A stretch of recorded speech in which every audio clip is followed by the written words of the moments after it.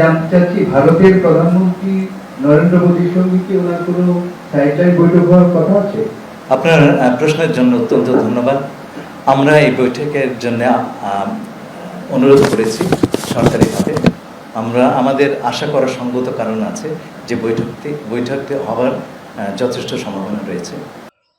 বিমস্টেক সম্মেলনের ফাঁকে প্রধান উপদেষ্টা ডক্টর মোহাম্মদ ইউনূসের সঙ্গে ভারতের প্রধানমন্ত্রী নরেন্দ্র মোদীর বৈঠকের সম্ভাবনা রয়েছে, এমনটাই জানিয়েছেন প্রধান উপদেষ্টার high representative doctor Khalilur Rahman. আজ বুধবার ২রা এপ্রিল রাজধানীর ফরেন সার্ভিস একাডেমিতে এক ব্রিফিংয়ে এই কথা বলেন তিনি।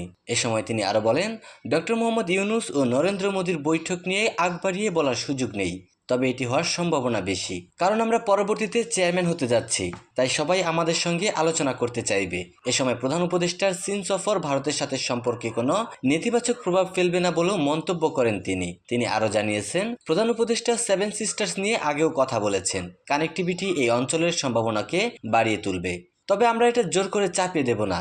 বিমস্টেক সম্মেলনে রোহিঙ্গা বিষয় নিয়ে আলোচনার সুযোগ নেই, তবে যেখানেই সুযোগ মিলবে সেখানেই প্রত্যাবাসনের বিষয়ে আলোচনা হবে বলেও জানান তিনি। এ সময় সম্মেলনে ব্যবসা বাণিজ্য, কৃষি, বিজ্ঞান ও জলবায়ু পরিবর্তন সহ 7টি গুরুত্বপূর্ণ বিষয় প্রাধান্য পাবে বলেও জানান তিনি। আগামীকাল বৃহস্পতিবার এই সম্মেলনে যোগ দিবেন প্রধান উপদেষ্টা ডক্টর মোহাম্মদ ইউনূস। সম্মেলনের শেষ দিনে বিমস্টেকের চেয়ারম্যানের দায়িত্ব বুঝে নেবেন ডক্টর মোহাম্মদ ইউনূস।